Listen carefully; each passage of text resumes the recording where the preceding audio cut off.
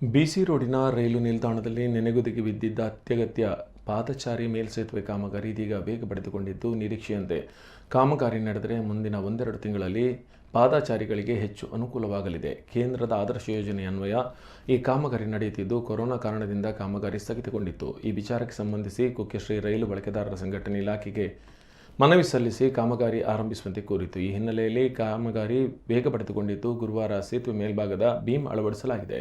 ಈ ಪಾದಚಾರಿ ಸೇತುವೆ ಪೂರ್ಣಗೊಂಡರೆ ರೈಲುಗಳ ಆಗಮನ, ನಿರ್ಗಮನ ಸಮಯ ಹಾಗೂ ಇನ್ನಿತರ ಸಮಯಗಳಲ್ಲಿ 1ನೇ ಪ್ಲಾಟ್ಫಾರಂನಿಂದ 2ನೇ ಪ್ಲಾಟ್ಫಾರಂ ದಾಟಲು ಅನುಕೂಲವಾಗಲಿದೆ ಎಂದು ಕುಕ್ಕೆಶ್ರೀ ಸುಬ್ರಹ್ಮಣ್ಯ ಮಂಗಳೂರು ರೈಲು ಬಳಕೆದಾರರ ಹಿತರಕ್ಷಣಾ ವೇದಿಕೆ ಸಂಚಾಲಕ ಸುದರ್ಶನ್ ಪುತ್ತೂರು ತಿಳಿಸಿದ್ದಾರೆ.